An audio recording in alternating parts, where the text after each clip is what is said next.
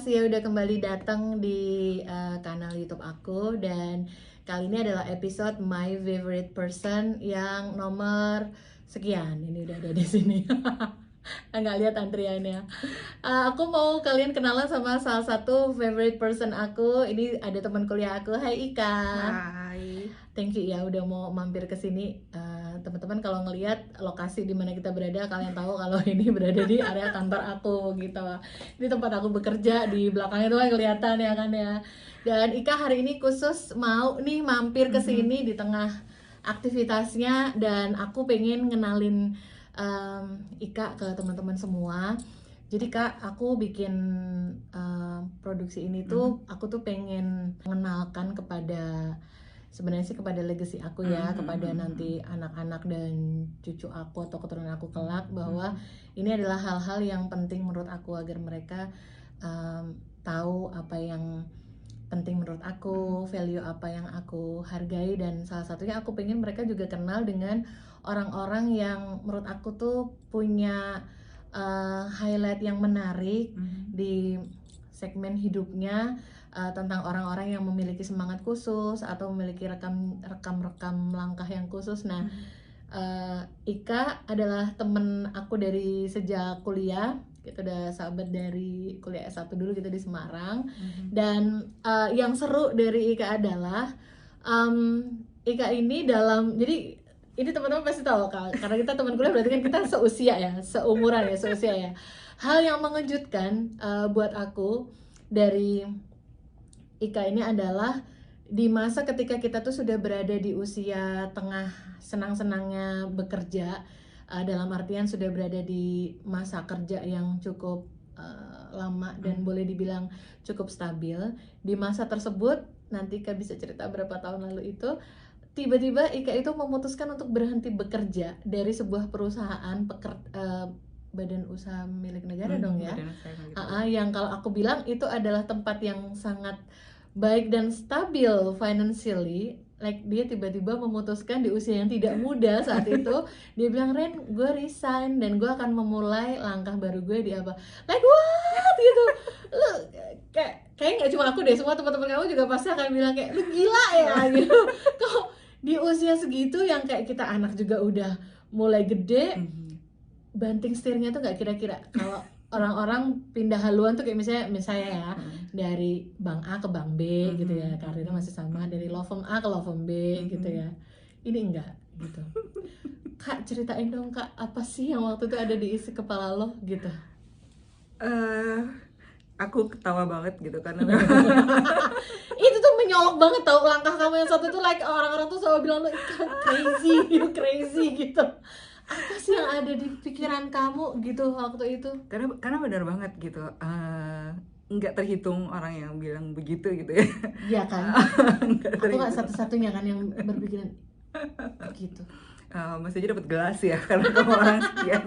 Payung. Oh iya. Jadi itu sebetulnya sih bukan keputusan yang dadakan gitu ya. Gitu. Bukan dadakan sama sekali. Jadi bahkan itu sebetulnya sudah telat 5 tahun gitu. Oh, dari rencana seharusnya iya. Karena waktu aku cukup beruntung sih ya, kerja di situ tuh 2 kali gitu. 2 kali? 2 kali. Maksudnya 2 periode, 2 kali apa gimana sih? 2 kali. 2 kali. Oh, jadi kayak pernah berhenti terus bekerja lagi. Sebentar, aku mau kasih tahu dulu, aku mau sebut aja dia tuh bekerja di salah satu BUMN yang mengurusi minyak negara ya. Dari kehidupannya yang kayak dia setiap tahun itu bisa kayak rekreasi di akhir tahun, ke tempat-tempat yang bagus, ke tempat-tempat yang indah di seluruh dunia. Aku bisa bilang, semua orang bisa bilang dia punya kehidupan yang baik, dia dibayar dengan baik di situ. Tiba-tiba dia pindah banting setir, dia berhenti dari pekerjaan itu dan membangun karir di coaching dan juga di pelatihan itu loh. Iya, apa kamu lembaga pelatihan desain. Pelatihan dan desain, kayak orang-orang belajar membuat presentasi yang bagus and everything seperti itu. Oke, back to you. Why? Seperti yang tadi aku udah bilang, itu plan to quit namanya. Plan to quit. Jadi aku selalu punya plan to quit. nggak dadakan. Jadi udah telat 5 tahun karena memang planku dari awal adalah aku kerja di situ tuh 5 tahun aja. Dari yang jadi kalau yang pertama memang aku memutuskan untuk keluar dari situ, untuk resign dari situ karena memang waktu itu masih belum pegawai tetap ya. Kemudian pemicunya kalau yang dulu adalah aku pada dasarnya nggak terlalu suka yang namanya kerja di kantor gitu. Menjadi pegawai dengan ada hierarki yang jelas gitu kan ya. Karena kalau di BUMN, kalau di kantor-kantor instansi pemerintah gitu kan hierarki kan kelihatan banget gitu ya. Sementara aku mungkin karena awalnya terjun di bidang yang nggak punya batasan jelas, akhirnya aku terbiasa di situ gitu. Jadi aku merasa terhalangi, cukup apa ya, bukan terhalangi sih, tapi kayaknya nggak bebas aja gitu gerakannya. Nah kemudian karena ternyata rezekinya masih di situ, jadilah aku kembali ke sana. Bertahan gitu. Kembali ke sana setelah menjalani hidupku yang karena waktu itu suamiku meninggal, aku berpikir ngapain sih hidup hanya untuk mengejar sesuatu yang untuk menjalani sesuatu yang membuat aku tuh merasa terbatas, padahal hidup aja kita nggak tahu sampai berapa lama gitu. Life is very very short for doing things that we didn't like gitu kan. Jadi pada saat itu aku kembali ke kantor yang lama yang tadi aku bilang hierarkinya nggak terlalu ini banget. Di situ aku setahun dan kayaknya di rumah ya cuma sebentar gitu ya, karena aku mesti ke pos-pos yang ada di 14 provinsi gitu dan monitoring kemana-mana, jadinya kayaknya nggak pernah teriniin sampai akhirnya mamaku request untuk cobalah cari yang waktu kerjanya tuh yang agak sedikit normal gitu. Gitu. Jadi waktu itu super abnormal ya waktu itu ya? Abnormal karena headquarter kita di London, jadi kalau seandainya kita mesti komunikasi kan jadinya malam kan gitu. Dan karena aku adalah burung hantu sebenarnya. Maksud sih? Aku mikir tuh nggak bisa bangun pagi. Aku masa gitu. Aslinya begitu, terus terkondisi dengan keadaan pekerjaan yang begitu juga ya kan? Betul. Terus abis itu jadinya kan memang aku itu baru bisa mikir itu kalau seandainya agak-agak sore, jadinya terfasilitasi tuh di kantor yang satunya yang bukan BUMN itu gitu. Terus akhirnya memang lagi pula waktu itu si kakak masih kecil banget kan, masih butuh lah ngeliat ibunya karena memang pada waktu itu bisa aja kejadian gitu ya, si kakak ada di Surabaya, aku ada di Jakarta atau di Semarang atau di Aceh bahkan gitu, yang kita tuh selalu crossing gitu. Jadi anaknya di mana, ibunya di mana gitu. Iya. Begitu. Terus akhirnya kayak ya udah deh. Kemudian ya kondilalah di situ ada inian lagi, ada bukaan lagi, terus akhirnya bisa balik ke situ lagi. Same unit? Same office, different role. Oke. Agak berbeda. Different role, yang mana tanggung jawabnya kalau yang sekarang memang agak sedikit lebih berat gitu kan. Gitu. Jadinya ya udahlah dijalanin aja. Cuma aku memang bilang sama diriku, aku nggak mau pensiun di situ. Gitu. Aku selalu bilang begitu. Aku nggak mau pensiun di situ karena itu tadi kan rasa terbatasinya tuh masih ada gitu. Itu yang entah kenapa aku nggak bisa hilangin gitu. Kemudian aku cukup beruntung karena waktu itu aku selalu dikelilingi sama difficult people gitu ya. Wow, so scary. So scary. Dan aku juga nggak tahu kenapa mungkin kalau buat ukuran orang-orang ya di situ I'm quite rebellious gitu ya. Gitu. Mungkin buat diriku sendiri gitu, karena walaupun rebel tapi aku masih bisa lah menyesuaikan. Cuma rasanya kan pertentangan antara kepala sama hati itu loh yang nggak selesai. Iya, benar. Dan itu ternyata membuat aku juga nggak balance gitu. Nggak balance dalam artian aku membuat keputusan yang kadang-kadang nggak bagus gitu efeknya buat aku. Kemudian sampai ada titik-titik dimana aku tuh ngerasa aku depresi juga gitu, sampai aku konsultasi juga sama dokter. Kemudian karena perangnya ya sama diri sendiri, gimana ya? Gitu. Jadinya Kak, begitu. aku akan menghentikan sebentar. Kalau andaikan waktu itu di kantor BUMN itu, ketika kamu bekerja di situ, misalnya kamu tidak ketemu difficult people, like I don't know, itu kayak nggak mungkin banget sih ya mungkin ya, tapi kayak kalau misalnya kebetulan kamu dapat unit yang helpful, terus unit yang kind people, terus kamu nggak ada obstacle dengan orang-orang yang sulit itu, apakah mungkin kamu akan memutuskan cara yang berbeda Kak, atau kamu akan tetap akan pergi dari situ? Tetap kok, karena gini, karena yang menjadikannya itu bukan difficult people. Difficult people is setelah aku jalanin, aku baru merasa bahwa aku juga bukan orang yang easy banget. Bukan yang easy to handle juga? Bukan, gitu. Oke. Kenapa aku ketemu sama yang begitu? Karena I am also a difficult people. Jadi kalau seandainya bukan dia yang handle, ya mungkin jadinya nggak akan kayak gini gitu. Ibaratnya gini, aku dapat difficult people karena aku pun juga orang yang difficult to handle. Jadi kita sama-sama imbang sebetulnya, sama-sama complement gitu. Dan buat aku itu juga bukan faktor yang bukan faktor yang menjadikan sesuatu jadi sulit, enggak. I enjoy my work juga gitu. Cuma ketika aku memutuskan 5 tahun udah lewat, kemudian semua targetnya udah selesai sebetulnya di 5 tahun, akhirnya aku kan mulai mencari-cari apa yang bisa membuat aku bertahan agak panjang sedikit di sini. Akhirnya dimulailah petualangan dengan nyari tunggakan, nyari kreditan. Maksudnya itu buat apa? Supaya aku punya alasan bangun dan bekerja.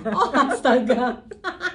Iya, semua orang butuh penyemangat ya, dan jangan salahin bentuknya beda-beda ya. Betul, jadinya ya gimana ya, akhirnya aku ngerasa kalau seandainya aku begini terus gitu kan, kayaknya semua jadi berlebihan. Berlebihan dalam artian udah punya ini kok maksa jadi punya ini gitu, terus kayak gitu.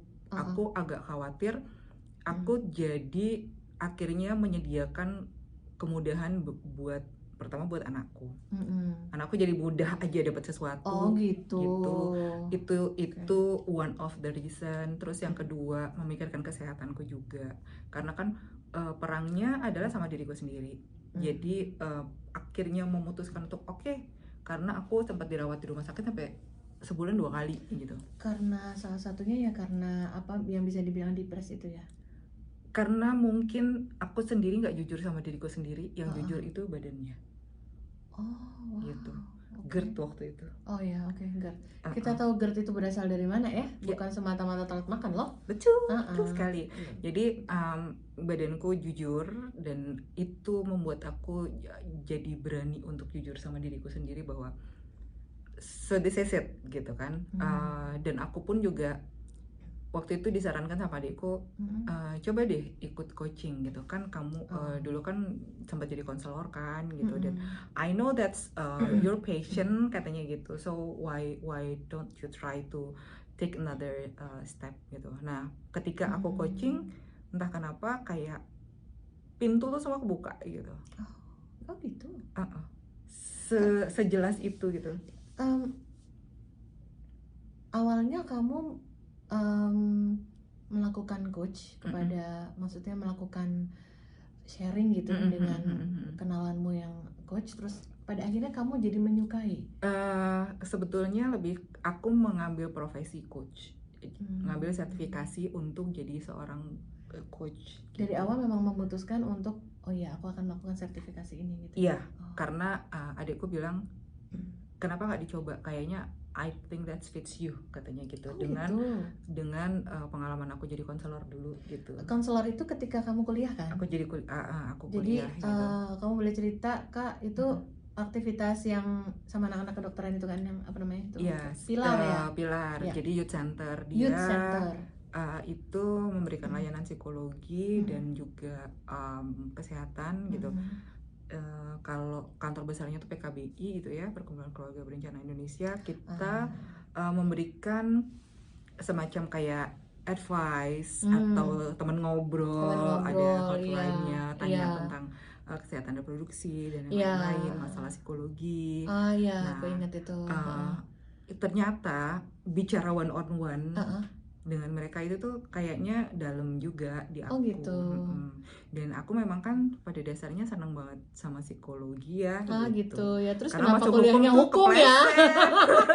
Kenapa ketemunya kita di jadi hukum ya? waktu ternyata itu. gitu. Jadi itu sebenarnya adalah sebuah passion, kesukaan. Karena sebelumnya tuh dari awal jauh sebelum masuk di kuliah hukum pun sebenarnya menyukai hal-hal yang sifatnya ke psikologi itu ya. Mungkin karena ini ya, entah kenapa ini jidat ada tulisannya tempat sampah atau mungkin teman curhat atau apa. Gitu. Orang-orang itu amat sangat gampang curhat kalau sama aku. Gitu ya. It's given loh itu. Mungkin. Itu itu yang mungkin membuat aku jadi ngerasa kayaknya asik ya kalau jadi psikolog gitu. Gitu ya, sampai di titik itu. Oke. Walaupun dulunya pengennya sih jadi karateka. Itu terlalu berseberangan ya itu. Lompatannya itu terlalu beda gitu. So, Kak, back kepada pilihan di mana orang mulai mengingatkan kamu kembali bahwa melakukan coaching, menjadi coach yang certified itu adalah mungkin adalah hal yang kamu sukai. Terus dan itu sudah dijalani sekian tahun ini ya. Itu gimana 3 kamu? tahun. 3 tahun ya. 2019 aku certified. Kemudian sebetulnya praktek coaching sepenuhnya for my profession itu juga belum aku jalanin juga. Gitu. Karena dan baru aku dapat jawabannya juga semalam gitu, karena kadang-kadang aku masih filter emosi antara aku sama klien tuh nyambungnya cepet banget gitu. Energinya tuh even dibatasin kaca pun kadang-kadang suka berasa aja gitu. Jadi aku kecapean gitu. Jadi aku mencoba untuk melimitasi dan memang nggak cari klien sendiri. Aku di sama-sama coaching Indonesia jadi coach di sana. Jadi kalau seandainya memang ada program baru aku mengajukan diri untuk ikut. Karena kan juga kan ya tadi Reni bilang aku juga ngurusin perusahaan yang satunya lagi gitu. Tapi ya kalau seandainya ditanyain the main reason kenapa aku harus kenapa aku memilih untuk resign, selain untuk kesehatanku juga, aku merasa itu tadi batasan-batasan itu tuh makin menyempit gitu. Jadinya aku tuh sudah nggak punya apa ya. Aku merasa kalau seandainya aku di sini aja sayang gitu. Aku punya ilmu yang harusnya bisa aku share buat orang lain. Kayak gitu tuh kayaknya mentok sampai di sini aja gitu. Karena aku sudah merasa apa ya? Kalau orang bilang tuh kalau seandainya kita pandai melihat semesta gitu kan, kadang-kadang ada aja gitu ya sinyal-sinyalnya gitu dan tanda-tandanya gitu. Dan ketika kita sudah terputus koneksinya sama lingkungan di sekitar kita, itu artinya kita udah selesai di situ. Gitu. Kita harus melangkah ke tempat yang lain, mencoba untuk sesuatu yang lain untuk kepentingan diri kita sendiri sebenarnya. Gitu. Kita banyak sekali mendengar seseorang itu terlihat happy banget, terlihat bahagia definisinya ketika dia melakukan hal yang dia sukai. Dan setelah dijalani beberapa tahun ini, gimana yang kamu rasa, Kak? Apakah ini pilihan keluar dari hal yang disebut orang-orang settle place, terus kamu memilih untuk struggle sendiri? Apakah memang itu yang it makes you happy ya? Happier iya. Happy itu kan kita yang memutuskan ya, bukan satu kondisi gitu. Tapi kita memutuskan ketika kita mengalami ini, kita sendiri yang memutuskan bahwa aku akan menjalani ini dengan happy gitu. Kalau dulu mungkin orang-orang berpikirnya gini ya, secara finansial. Dulu dibanding sama penghasilanku sekarang 1/10-nya. Oh ya? Really? Ya kurang lebihnya gitu, 1/10-nya. Even sama sekali nggak nutup lah gitu kan. Tapi somehow itu kan hitungan kita ya. hitungannya Allah tuh beda lagi gitu. Oh gitu, wow. Tapi bukan berarti lagi-lagi ya, yang kadang-kadang orang lupa tuh gini, kelihatan seneng nih karena sesuai sama passion apa segala macam. Tapi orang lupa kalau aku sudah punya plan to quit dulu itu yang orang nggak tahu kan. Itu yang orang nggak tahu. Dipikirnya like this is a sudden decision gitu. Betul, like gue nggak suka di sini, gue nggak betah, let's go capcus gitu.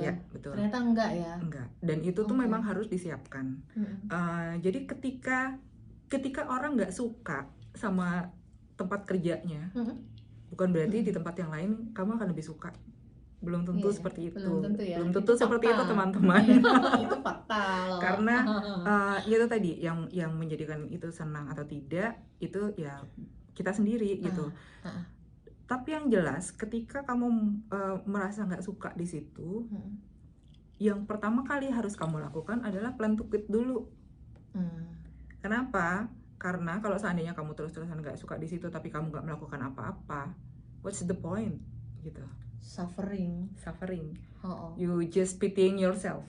Kita cuma ngasihani diri kita sendiri gitu. Pokoknya terima gaji. Betul. Gitu. Kalau seandainya kamu nggak punya pilihan, kadang-kadang kan kita aku kadang-kadang merasa aku punya privilege untuk bisa memilih. Tapi kan ada orang-orang yang tidak punya privilege untuk memilih, gitu kan ya.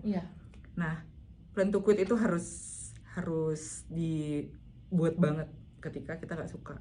Karena ketika kita nggak punya pilihan, kita nggak ngapa-ngapain, kita cuma merutuki nasib, meratapi nasib, iya nggak akan kemana-mana juga kitanya gitu.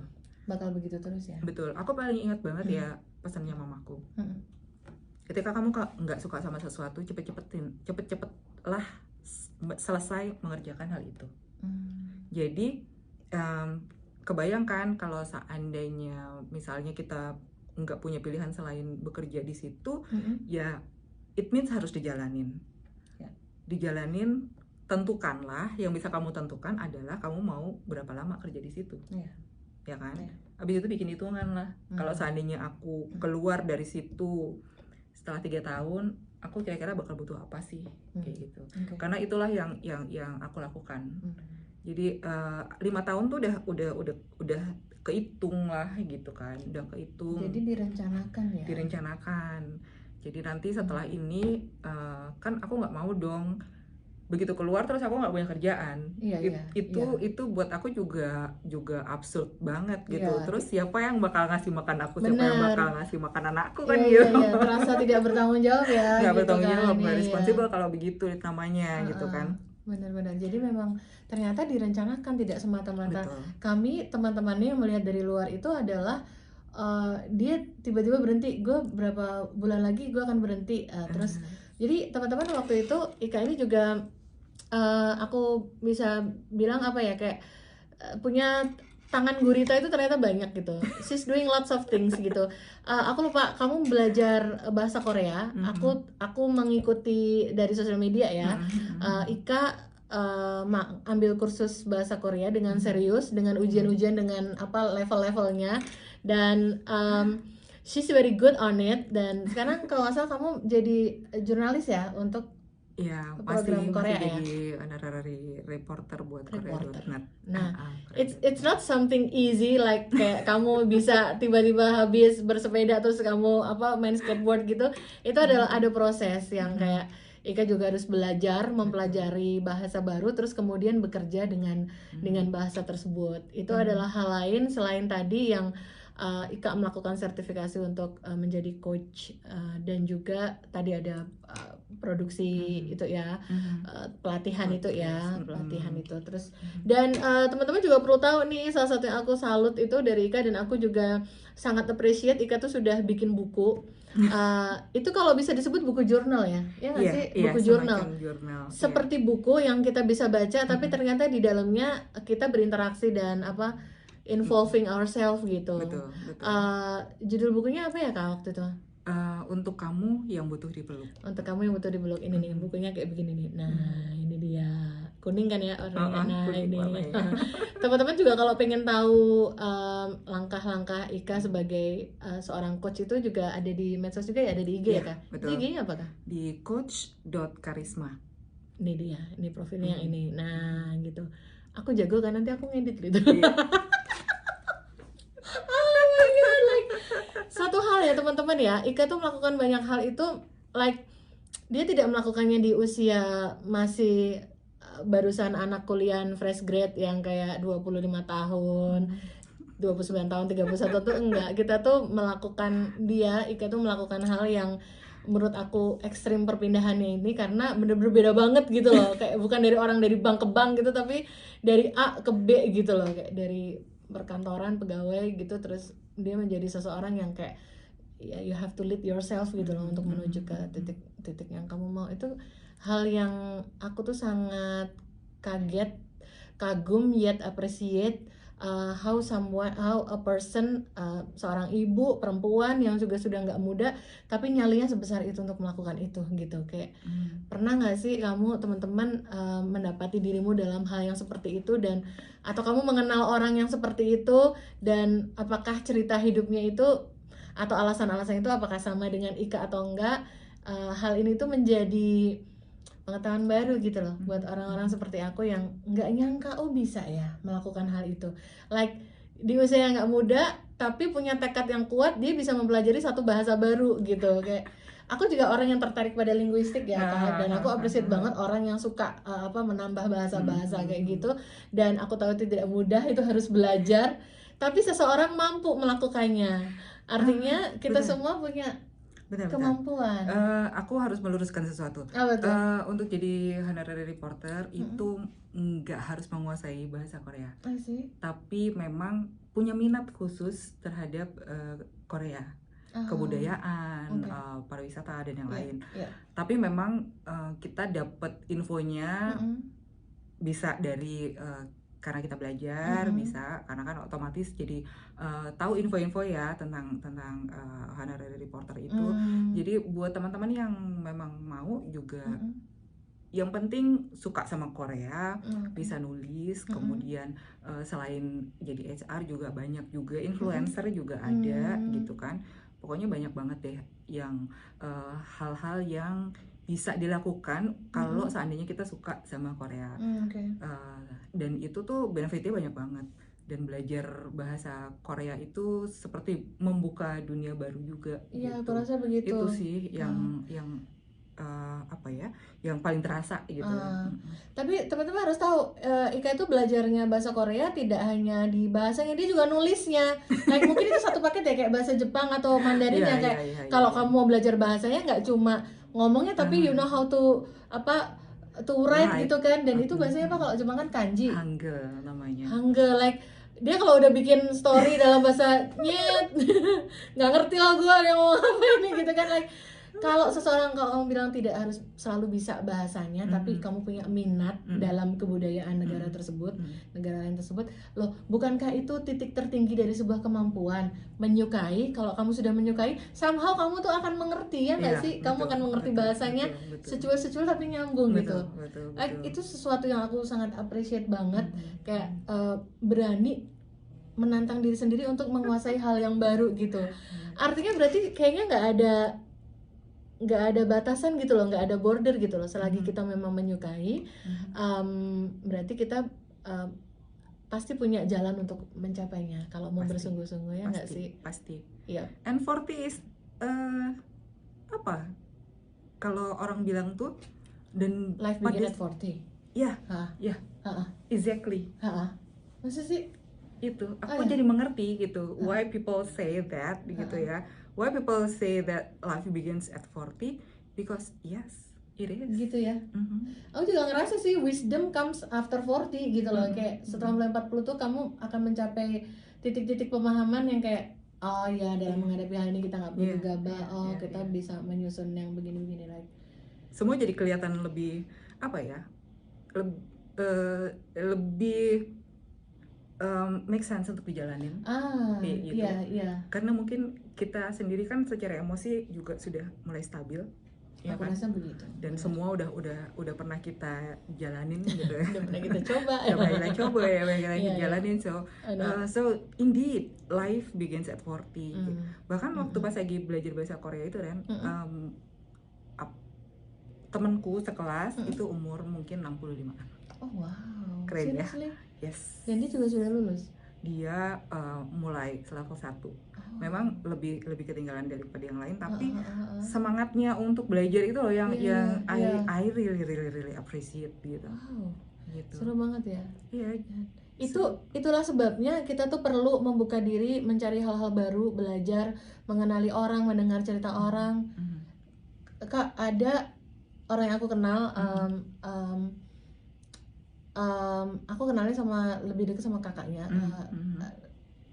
jurnalis yang terkenal di Indonesia, Mbak Najwa Shihab.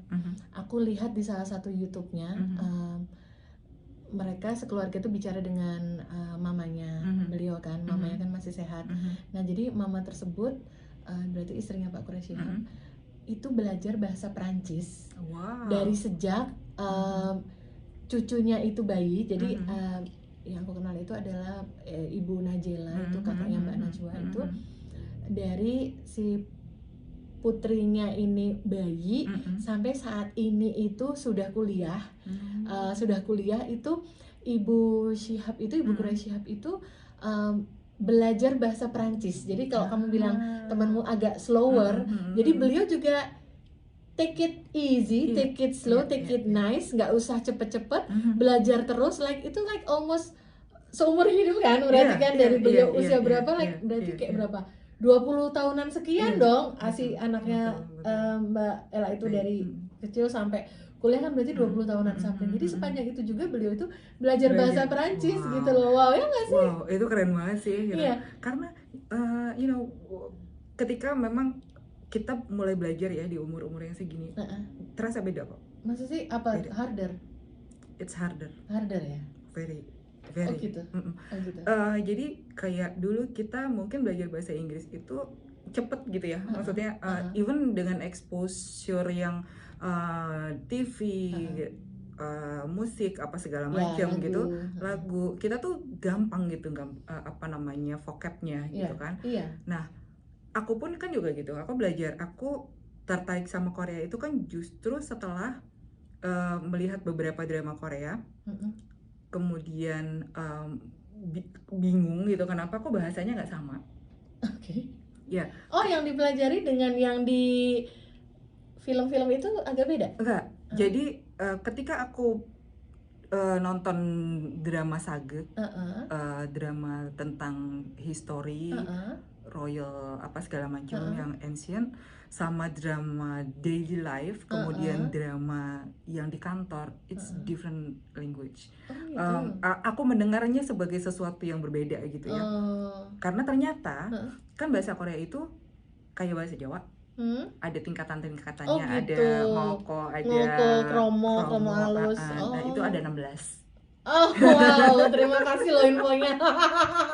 Wow, 16 gitu kan, dan mereka sangat kreatif gitu. Ada satu vocab itu bisa artinya banyak, tergantung tergantung sama depannya apa, konteksnya bagaimana, kayak gitu. Kemudian yang kalau kita ngomong apa kabar gitu kan, ada pokoknya kalau apa kabar itu bisa buat semuanya gitu. Tapi ternyata kalau di Korea mungkin ada tingkatannya gitu. Kepada siapa ngomongnya gimana. Kemudian gitu. Kalimatnya pun juga ketika ada beda ekspresinya gitu. Ya kayak gitu deh, pokoknya kreatif banget. Oh, itu jadi kayak terus berkembang terus bertambah gitu. Nah, yang tiap hari aku terpapar yang namanya drama Korea. Aku juga mendengar satu boy band gitu, cuma satu aja tapi sukanya cuma satu doang.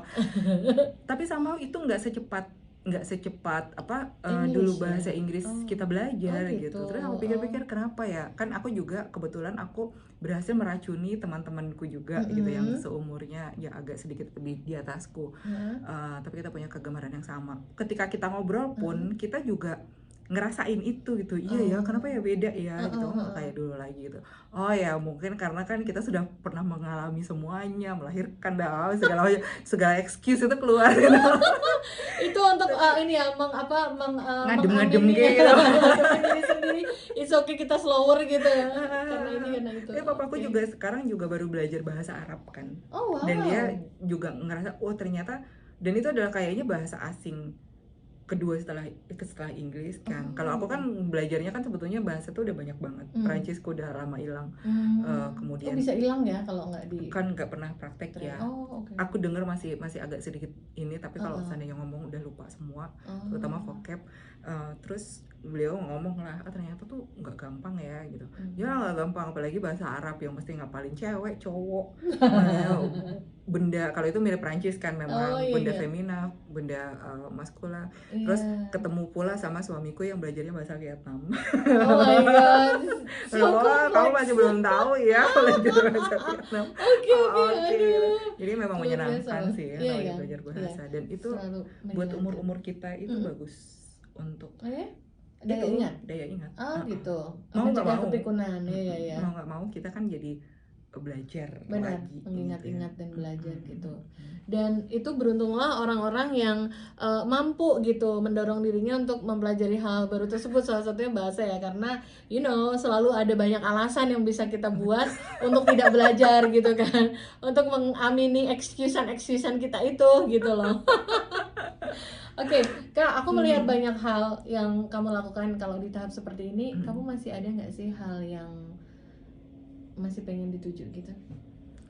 Masih lah. Masih? Aku masih pengen. No, for yourself ya. Bukan, I know you want your girl growing up nice, everything, you want to provide a good life for her, tapi kayak maksudku buat for you, yourself. I always think about myself. Wish, makasih loh udah jujur banget.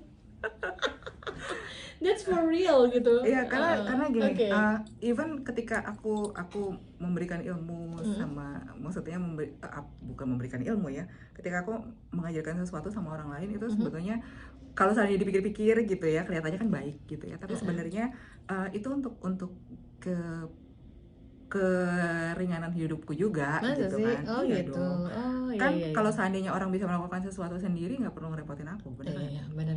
Jadi itu yang aku pikir yang ingin aku tuju adalah sebetulnya membuat perusahaanku bisa menggaji aku setidaknya sama yang pernah aku tinggalin. Iya benar. Gitu. Kalau aku bisa digaji segitu, berarti kan orang-orang kan bisa digaji segitu juga. Iya, benar ya. Makanya aku jadi dan kalau seandainya melihat angka tabungan nggak nambah-nambah itu kan juga sebel ya. Gitu. Iya kayak ayo ini menantang gitu loh, ini masih mau melakukan lagi gitu. Dan kalau kata suamiku gini, lucu deh kalau seandainya memberikan kamu sesuatu gitu kan, karena kamu abis itu jadi kayak orang linglung gitu. Kok iya ya, kok ada yang beliin aku sesuatu gitu. Masih kayak gitu ya? Masih begitu gitu. Kayaknya kok bisa ya gitu. Nah, aku tuh juga pengen gitu balik ke kondisi yang nggak semua bukannya disupport ya, yang aku juga bisa beli sendiri. Bisa sih, cuma kadang-kadang kan emang lebih enak minta gitu ya. It feels good gitu. It feels so good. Aku pengen bisa, kalau istilah aku sama anakku, kita pengen bisa foya-foya kayak dulu lagi gitu kan. Iya. Walaupun sekarang juga aku bukan nggak bisa foya-foya, tapi aku memilih untuk tidak. Karena jalan-jalannya masih terus kok. I know. We can see. Jalan-jalannya masih terus gitu kan. Ya alhamdulillah. Itu tadilah hitung-hitungannya kita tuh nggak sama kayak hitung-hitungannya Tuhan. Benar. Matematikanya beda ya. Somehow kok ternyata juga setelah kita ini kok juga bisa ya kayak gitu. Dan itu buat aku, tujuan aku untuk mengembalikan ke diriku ke kondisi yang seperti itu masih jadi tujuanku saat ini. Oke. Jadi aku jadi rajin jualan, rajin iklan. Iya benar ya. Iya benar ya. Hal-hal baik yang bisa kita lakukan untuk mengupayakan. Betul. Benar. Itu yang... Kak, kita mau ini dong Kak, bagi ini dong Kak, saying wise words in Korean. Buat teman-teman aku juga. What you wanna say to them? But in Korean? Aku kok belum punya contekannya ya. Oh, belum. Aku kok belum menyiapkan Or contekannya a ya. very nice quote that you ever heard that might inspire you, atau perkataan siapapun yang it means a lot to you. Also in Korean? Well, Enggak ya. maybe or Nggak usah as ya. you wish. Aku tuh barusan aja ngobrol sama temen, kemudian membahas tentang be yourself. Be yourself. Di usia kita sekarang, kayaknya sangat-sangat refreshing untuk kembali mengingat slogan be yourself. Karena aku ngobrol sama temanku, ya kayaknya kita tuh mengumandangkan itu zaman kita SMA waktu SMP. Iya, SMA. Benar-benar. Sebenarnya aku ngobrolnya sama temanku SMA kan, be yourself gitu. Mengingat di usia kita ini banyak sekali peran yang kita sandang. As a wife, as a mom, as a worker, as a woman gitu kan, as a woman. Kalau di surrounding ada tuntutan-tuntutan sendiri, tapi jangan pernah melupakan jadi diri sendiri, jadi seorang Ika, jadi seorang Reni yang itu bisa mengembalikan kita ke tempat asalnya, dan somehow itu membuat kita jadi lebih produktif. Lucu gak sih? Iya, karena happy ya. Iya. Karena happy menjalani dengan pilihan diri sendiri yang menggiring kita jadi happy dan jadi produktif ya. Berarti itu nyata ya, saying itu nyata berarti ya. Be yourself, dan ingat bahwa happiness is your own decision. Bukan situation, bukan orang, bukan harta, bukan materi, tapi it comes from you gitu. Itu yang harus diiniin. Dan tahu nggak satu lagi yang aku temukan? Apa? Bahwa ternyata bahagia itu adalah rasa syukur. Oh ya? So lakukan bersyukur, then you'll be happy. Ketika kamu bersyukur, itulah kamu sebetulnya merasa bahagia. Gitu. Karena kamu berarti menerima apa yang terjadi, menerima apa yang acceptance ya. Jadi kamu nggak ngerasa pengen apa-apa kan, kalau udah bersyukur itu rasanya cukup. Nerimo karena sudah ikhlas ya. Rasanya cukup aja. Nggak pengen ini, nggak pengen itu. Pokoknya ya cukup. Dan that's the real happiness buat aku. Ketika kita bersyukur. Nah, ya salah satu kemarin juga hasil ngobrol gitu ya. Kita menemukan tentang be yourself dan jadi kita ngobrol-ngobrol tuh tentang journaling awalnya. Tentang aku bilang coba bikin gratitude journal. Yang itu tuh terserah kapan aja, ketika kamu sempat, ketika kamu ingat, catat deh. Apa sih yang kamu syukuri hari ini? Gitu. Hal-hal baik yang kamu terima hari ini. Even kalau baik itu mungkin relatif ya. Tapi ketika kamu berterima kasih terhadap sesuatu, apapun itu gitu ya, siapapun itu, tulis deh, coba gitu. Terus dia mencoba itu sekitar 2 mingguan. Dia bilang betapa aku menuliskan rasa syukur itu membuat aku lupa tentang keluhanku. Dan itu makes me happy, dia bilang gitu. Kayaknya aku jadi nggak butuh apa-apa karena ternyata aku udah punya udah cukup begitu. Udah merasa cukup itu kayaknya kuncinya gitu. Ini it's a good thing to remind us gitu. Ika, thank you mengingatkan kita hal-hal yang mungkin Ika katakan itu adalah hal-hal yang mungkin sering kita dengar sehari-hari di televisi, di gawai kita, di media sosial apapun. Setiap scrolling mungkin kita pernah mendengar hal-hal itu tadi, tentang bersyukur, tentang menerima, dan juga tentang be happy, be yourself and appreciate ourselves. Itu kembali diingatkan dari orang yang ada di sekitar kita, dari teman aku Ika, mungkin juga siapa tahu berguna dan juga menjadi pengingat yang baik buat teman-teman semua yang kebetulan lagi ngelihat hal ini dan mungkin sedang memerlukan hal-hal yang untuk menguatkan hati, mudah-mudahan berguna ya. Jangan lupa teman-teman semua boleh juga lo kontak Ika just in case in the future time kalian butuh teman bicara atau teman ngobrol, karena Ika adalah coach yang certified, jadi she's able to do that gitu. Nanti kontaknya ada di sini nih, Instagramnya ada di sini. Cie, aku udah bisa loh nih ngeditnya ini ya. Ika, aku terima kasih banget ya. Sama-sama ya ini ya. Ika udah mau datang ke sini, dan mudah-mudahan di waktu depan nanti sebentar, aku sebelum saying goodbye, aku mau Ika kira-kira kalau misalnya dikasih kesempatan untuk bertemu Ika 20 tahun atau 25 tahun yang lalu, atau terserah berapa tahun yang lalu, kamu akan ngomong apa sama dia, Kak? 25 tahun yang lalu tuh berarti umurnya berapa ya? Oh tolong dong jangan dihitung di sini. Nggak boleh dihitung di sini ya. Aduh. Berarti zaman kita kuliah lah ya. Atau maybe kuliah. I don't know, kamu lebih suka bertemu dirimu versi kuliah awal akhir atau baru mau kuliah, like pilih aja. Di masa lalu. Have fun. Okay. Itu sebetulnya juga kata-kata yang aku selalu ngomongin ke kakak ya. Have fun. Karena kita nggak pernah tahu kita akan pergi dari sini tuh kapan. So have fun. Nggak ada sesuatu yang nggak bisa kita lewatin. Kita tuh suka nggak sadar aja bahwa kita tuh sekuat itu. Gitu. Okay. Walaupun kadang-kadang kuatnya ya karena nggak ada pilihan lain selain kuat. Tapi ya we can go through it gitu. Apa sih yang belum pernah alami ya buat orang seumur kita ya, semua udah kita rasain gitu ya. Udah dirasain. Jadi itu. So buat diriku the younger me 25 tahun yang lalu, have fun and enjoy your life. Begitu. Thank you loh Ika sudah mau membagikan apa yang kamu rasa dan apa yang kamu pikir. Mudah-mudahan mudah-mudahan teman-teman semua juga kalau pas lagi ngelihat tayangan ini, kira-kira kalau kamu bertemu dengan versi muda dirimu sekian puluh tahun yang lalu, kira-kira kamu pengen ngomong apa sama versi muda dirimu? Tulis ya di kolom komentar ya.